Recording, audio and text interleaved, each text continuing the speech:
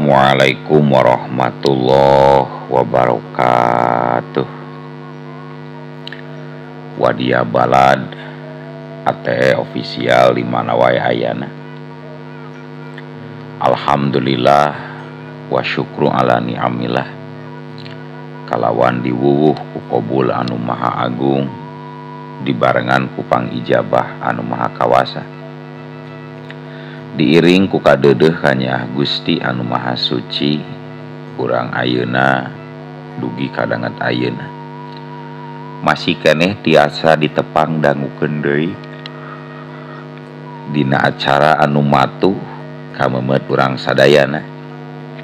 Nyatana dina pagelaran dongeng Sunda jejer carita Rajapati di Puncak Suci. Ayeuna kantun bagian anu ka 25 nanya pamiarsa. Salawe atanapi 5 ieu dongeng mangrupikeun buah karyana Kang Asep Gun di Palihan Bandung Majalaya. Kangge Kang Asep Gun ngahaturkeun rewuh-nuhun laksa ketik kabingahan rehna parantos ngintunkeun naskah sakaligus ngawidian mamang kangge medar ieu dongeng dina channel ATE official. Atuh sumangga kanu teu acan subscribe geura subscribe heula. Ngarah langkung pogot sareng langkung sumangat deui ka si mamangna dina enggoning medar ieu dongeng. Ing hilap di like di komennya nu saseureus-seureurna. Lainna naon mamang masok bingah kitu nya. Upami maosan komentar ti para wargi sadayana teh. Kalintang bingahna deui upami mah link video mamang ieu dipangeserkeun atanapi dipangbagikeun. Atuh ngaran teu nyaklong tingkana waktos sumangga. Ayeuna mah urang lajengkeun deui dongeng Rajapati di Puncak Suci bagian anu ka-25 na urang lajengkeun deui. Kumaha salajengna sor cekopina betot simutna pagan heula tali kolorna bisi morosot merezel morozol uzel-uzelan di tengah jalan tumpak dong tes.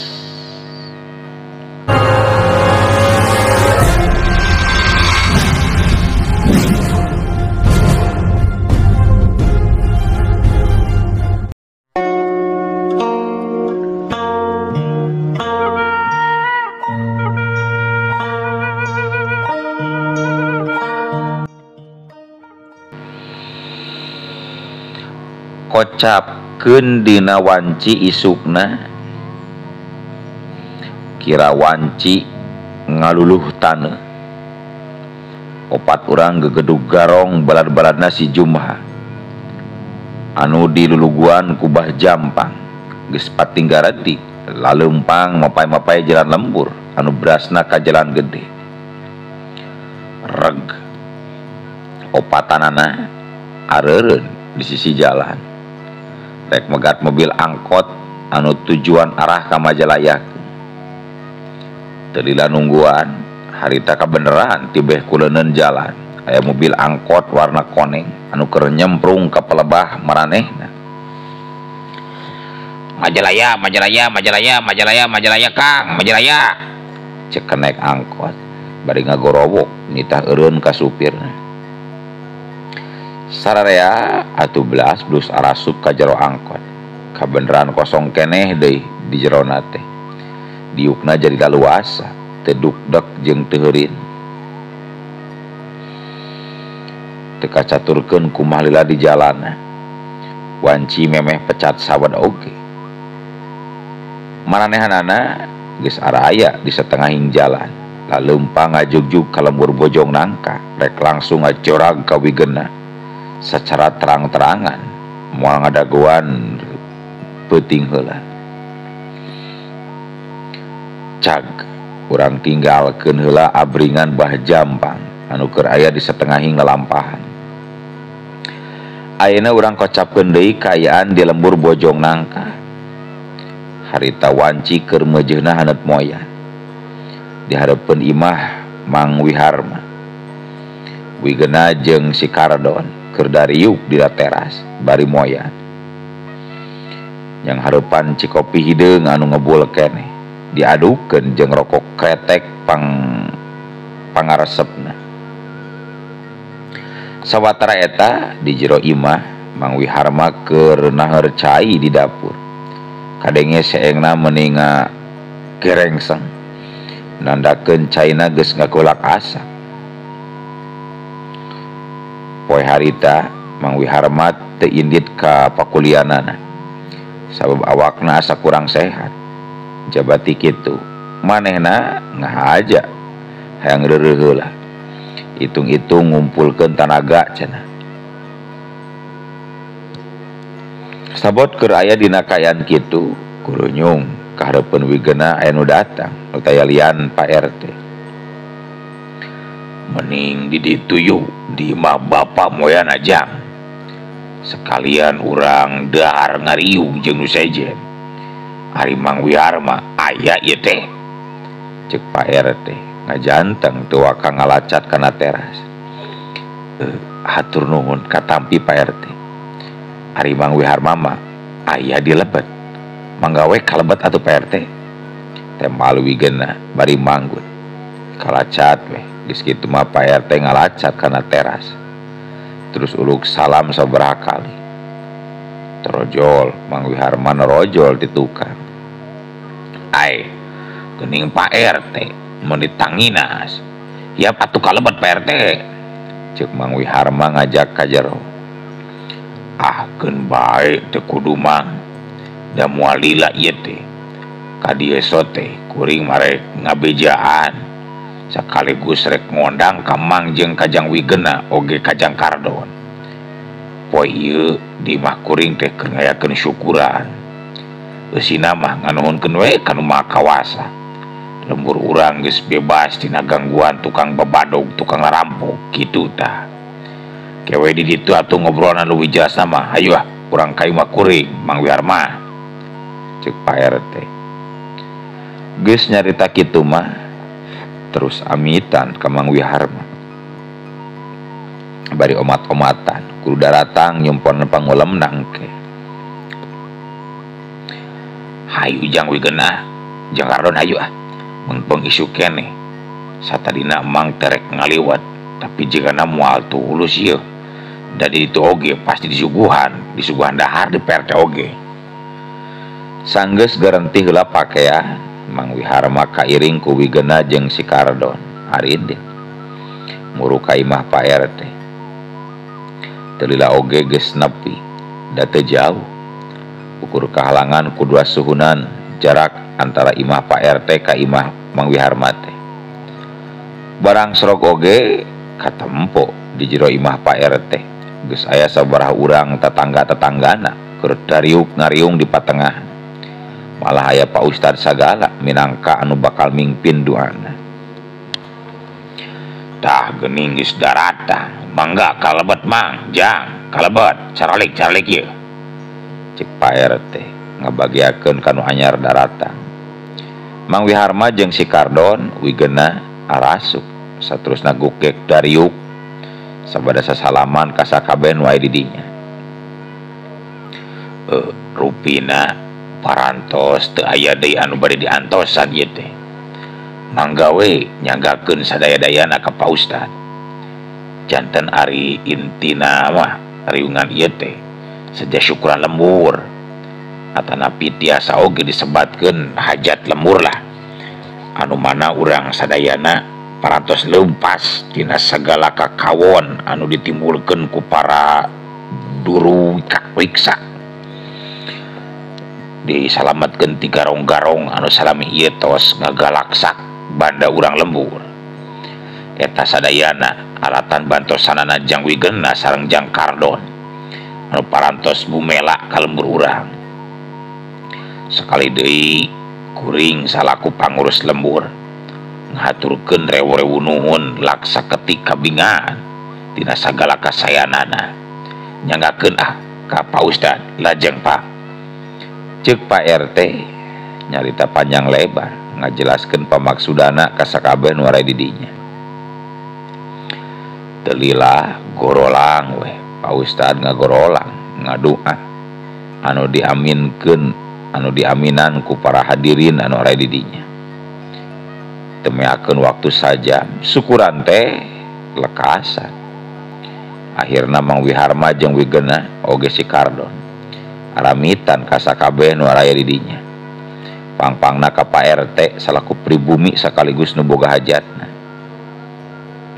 Malah make jeung dibahanan sangu sagala ku Pak RT teh saboboko gede. Ditambah ku dengan sanguna sabaskom gede. Atuh teu wudu meuni angkaribung Pak Mang Wiharma balik nate. Si Kardon nepi ka ngelek ngegel mawa pamahanan ti Pak RT. Telila oge ti luarna geus arasup deui ka imahna. Imah Mang Wiharma maksad teh. Da cek tadi oge teu jauh jarak ti imah Mang Wiharma ka imah Pak RT teh. Harita wanci geus liwat bedug lohor. Opat urang jalma anu rata-rata pasemona matak tepi karesepeun anu nenjo. Sajabat ti beungeutna anu goreng patut kalakuana oge leuwih goreng deui. Taya lian anu kelempang di jalan lembur teh nyaeta Bah Jampang, si Dobleng, si Dongklak, katut si Begang anu rek ngajorag pikeun ngayakeun balitungan ka Wigena jeung ka si Kardon. Jauh keneh ieu teh imana Kang? Eta di dinya beak jalan ieu.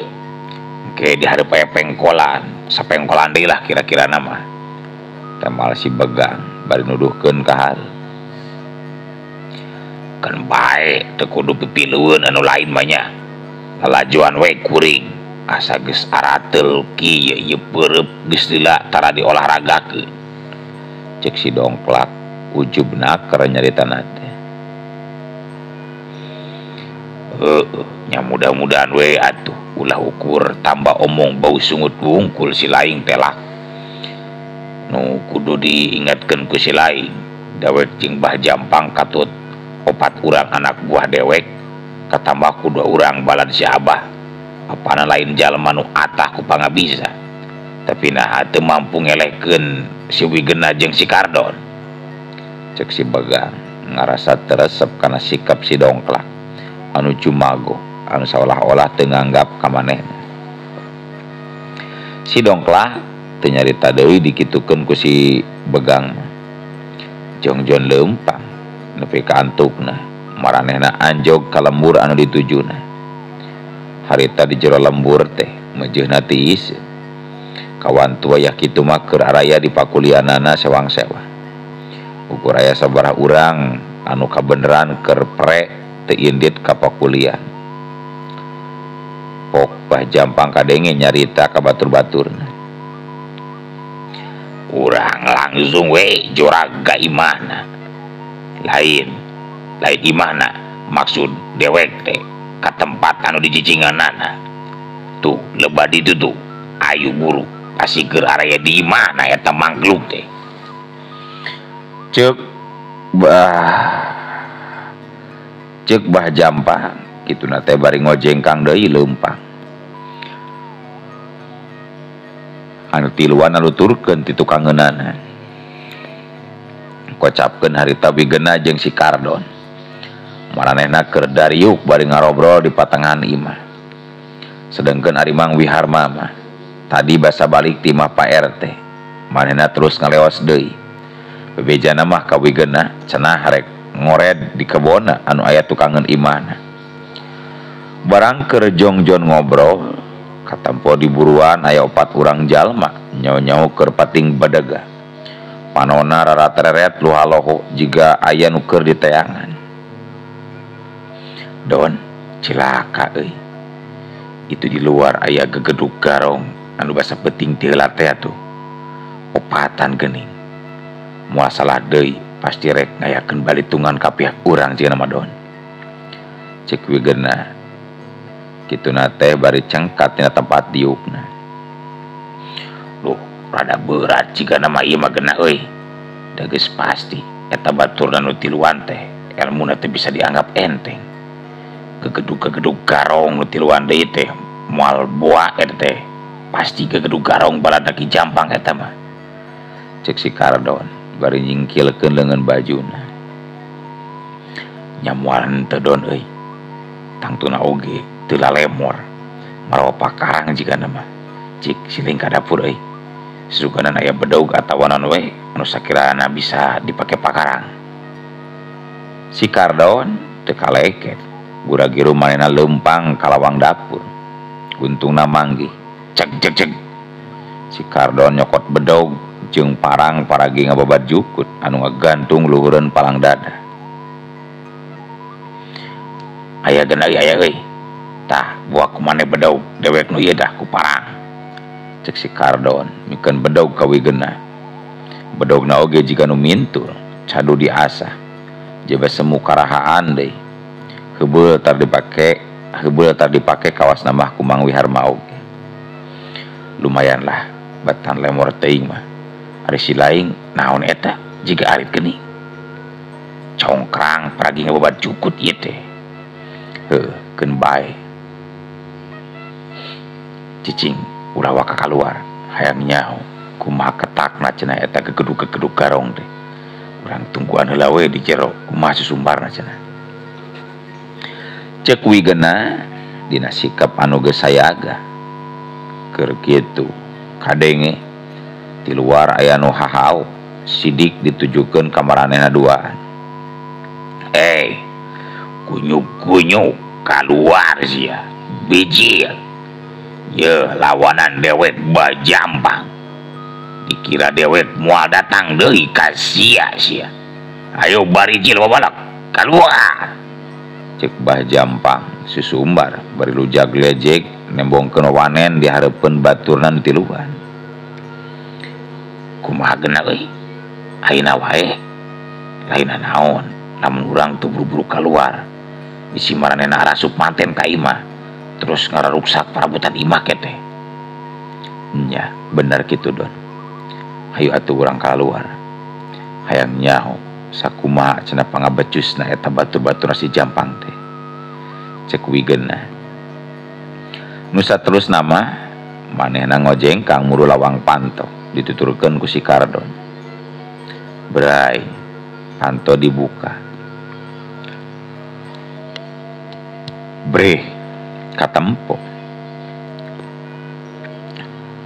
di hareupeun imah Bah Jampang keur pepedeng krengan bari muih-muihkeun bedaugna matak paur pikeun anu nenjong, sedengkeun si Begang, si Dobleng jeung si Dongklak maranehna keur pating lalejig tukangeun Bah Jampang. Tah kitu atuh ka dieu cing deugeut sia alus hartina si laing geus siap marodar deuleu matak maropak karang oge. Urang dinu lega taruna sia, urang bilang sabuk, urang hitung sabuk bilang tatu jeung pihak dewek sia deuleu beujeuh, cek Bah Jampang basa ningali wigeuna jeung si Kardon geus tarurun ti imah bari masing-masing leungeun nyarekel pakarang, nyatana nyekel bedaug jeung parang anu tadi teh. Oh iya mangkluk-mangklukna anu geus ngelekeun Bah Jampang teh.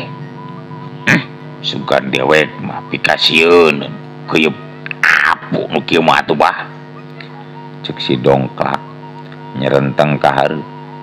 Bah Jampang ngarasa tegeunah ku ucapan si Dongklak anu nyebutkeun eta nu duaan anu geus ngelehkeun ka manehna. Sanajan oge da embung ari dicamplakeun kitu wae mah. Pok Bah Jampang nyarita ka si Dongklak bari morot.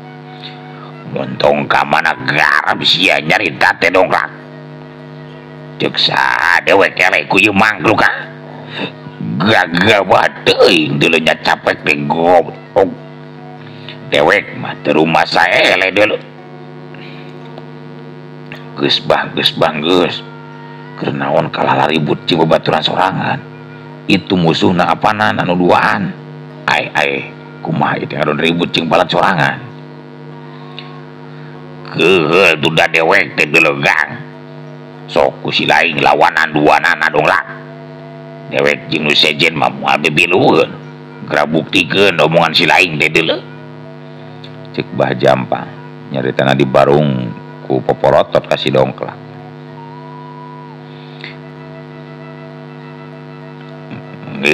Udah disebut ngaran kuring Dongklak, lamun kuring tu wani ngalawanan dua beunjeuh mah ye bah kajieun deui lah. Sia teh Dongklak ganjang gerasa ngareupan eta dua manglo. Rajin aya kawani moal balat mun satilu-tilu geuning bah. Tapi kajeun teuing ketang lah sok maraji opatana sakalian meh teu lilah. Cek Wigena ngabagi reret kana opatan. Urang ajar gebleg gebleg ilmuna naon sia teh kunyuk. Jeung aing heula hayang nyaho deuleuh. Sor maraju duanana. Petakeun dah pakarang teh. Montong dicekal wae sok maju. Cek si Dongklak jadi kahudang amarahna. Napa sikap Wigena anu jelas-jelas nganggap sepi ka dirina. Montong loba bacot sia bangsat. Jeung aing heula sia mah deuleu lawana. Cicingkeunna cicing. Urang bebekeun ta bebangusna bangsat goreng dodonges kieu mah cicingna. Atuh puguh we ngadenge caritaan si Kardon anu jiga kitu. Si Dongklak geus teu katahan deui amarahna. Dibarengan ku ngakurowok tari. Sakilat pedogna geus ngapelesur ngarah kana beuheung si Kardon. Modar sia manggrug setan. Ya, ceuleng. Harita si Dongklak nyurodeg ka hareup. Tapi si Kardon oge memang geus taki-taki ti keur di jero imah keneh. Mireungeuh lawana nyabetkeun bedog kitu teh rikat. Si Kardon oge metakeun pakarangna. Dipake nakis bedog si Dongklak. Kutrang, setrang, kutrang. 3 kali bedog si Dongklak jeung congkrang atau parang si Kardon bantrok diadu. Ngajadikeun duanana pating carigjeg ka tukang. Kadorongkeun ku tanaga lawan ngaliwatan leungeun anu nyekal masing-masing pakarangna. Tapi terlilah oge si Dongklak geus mancuhkeun deui kuda-kudana. Sawatara eta 3 urang baladna nyatana Bah Jampang, si Begang jeung si Dobleng ngajaranteng rada jauh ti pakalangan. Da cek si Dongklak tadi ulah paripilueun cenah. Sedengkeun ari Wigena manehna teu wani asup ka pakalangan. Sanajan tadi ditangtang ku si Dongklak oge. Hiji lawan hiji. Kajaba lamun anu lainna tarurun ka karak Wigena bakal asup ka pakalangan ngilu mija. Lumayan oge aya pangabecusan sia teh geuning monyet. Sok maju deui. Bagian sia nu narajang teu laka dewek sia beujeuh. Cek si Dongklak katara dadana turun naik cirining nafsu. Ah sok-sok we rek narajang teu lade oge. Da bebas gelut jeung dewek mah. Ulah di era-era. Hayo ulah di era sia bangsat goreng dodonges. Sangunah nak aing nyebut monyet eta beungeut sia hurung goblok. Ah sok maju. Setan dibencarkeun hulu teh sia ku aing deuleu. Modar sia. Ya. Si Dongkal sakilat geus nyabetkeun deui bedogna ngarah kana sirah. Si Kardon geus bisa maca ka mana arah gerak lawan. Sakali ieu mah congkrangna teu dipake nakis bedog lawanna, tapi kalawan bari ngareundeukkeun awakna ka handap.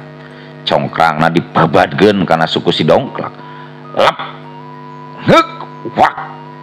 Atuh puguh we si Dongklak teh menitis sirikna ti babaranting ngejatkeun kadua sukuna ka tukang. Temikeun ari sukuna kudu kahakan ku pakarang lawan mah. Si Kardon teu cicingeun sanggeus ngajegeun deui tangtunganana. Sukuna ngabelesur nyamber kana beungeut si Dongklak. Anu harita keur rada malaweung jaba kuda-kudana can panceg bener. Hiuk jabrot deuk deuk. Adaw. Si Dongklak kontan awakna ngabangkieung ka gigir. Kadona karasa asa nyengsol. Kahakan ku tajongan si Kardon anu geus dieusi ku tenaga jero sapinuhna. Nyatana hiji jurus tajongan hasil guguru tibah jured teh. lumayan lila si dongklak tua kang ngayakeun deui Panaraja. Sajongjongan manehna kalah ngajantang bari nyekelan gadona anu teu puguh rasa keuneunanna. Tapi sanajan geus kitu oge salat panonna mah masih kene buringas nandakeun kaceceub jeung kaambekna ka si Kardon anu ngekugudug di jereweun dadana. Kalah ngajanteng wae jiga arca sia bangsat. Rek dituluykeun moal ieu gelutna. Lamun moal jor ka itu mantok deui sia. Ajakan tuh bala-bala disilaing anu geus karolot hakaneun jurig tetelo. Keur naon ngadon pating alabring oge ari sarua areueuh pangabecus mah. Cek si Kardon seuri meuni jiga nu ngeunah. Bari ngaret ka Abah Jampang jeung anu duaan deui anu keur rujak lejek. Mundur sia dongklak. Dongkal, mundur dongkal. Ayo silaing mundur. Kala sungut we diheulakeun. Kabuktianna mah ngadon ngajejanteng kitu. Eueuh gaduh sia. Dobleng, silaingeun maju bleng. Cek Bah Jampang nitah mundur ka si dongklak. Saterusna nitah maju ka si dobleng. Mahena sorangan sabenerna geus eueuh hate ari kudu asup ka pakalangan mah. Kala sesontak we ka batur-baturna. Keur kitu pok wigeuna nyarita ditujukeun ka Bah Jampang sa batur-batur. Geus lah tong sok jarumago. Make jeung hayang maju sesoranganan sagarupa. Ari tarutupan mah ulah sesoranganan. Sok sakalian maju opatanana kabeh meh tereh. Cek wigeuna bari maju ka hareup. Ngarendeng jeung si Kardon anu keur ngacegah dina sikap anu pinuh ku wawanen. Anu pamustunganna mah sanggeus dipikir-pikir ku Bah Jampang jeung anu sejena. Bener oge. Kahartieun omongan wigeuna teh. Da memang maranehna rumasak sacara hiji lawan hiji mah geus teu aruntupan. Si Dobleng jeung si Begang anu can kungsi bantrok oge jeung wigeuna katur si Kardon jadi mikir. Akhirna jeleng tiluanana cung jeleng ka tengah-tengah pakalangan ngepung si Kardon jeung wigeuna anu geus sayaga kalawan nyekel pakarangna sewang-sewang. Sedangkeun ari si dongklak mireungeuh baladna anu tiluan marajut teh manehna mah kalah ge kueh diuk dina tunggul tangkal jambu. Beungeut katempo masih keneh pupuringisan ngararasakeun kanyerina tapak tajongan suku si Kardon tadi teh. Sabenerna si dongklak oge dina jero hatena mah can ngaku eleh. Karek kabeunangan sakitu wae mah wajar sabab manehna can ngaluarkeun sakabeh pangabisana. Tapi kulantaran batur-baturna ngadon maraju kabeh, antukna manehna jadi teu hayang ngiluan. Hayang ngalajoanan we nah marampuh moal batur-baturna anu diluluguan ku Bah Jampang ngarempug ngahurup wigeuna jeung si Kardon. Tapi dina kayaan keur kitu nah atuh ari ujug-ujug eueuh waktosna kabujeng see wadia balad ATE ofisial keun atunya. Ieu dongeng teh urang cekapkeun heula we dugi ka dieu. Insyaallah enjing pageto baris dilajengkeun deui. Atuh kukitu kukieuna mamang sajamit mungkur amit mundur ti payuneun para wargi sadayana. Hayu ah. Assalamualaikum warahmatullahi wabarakatuh.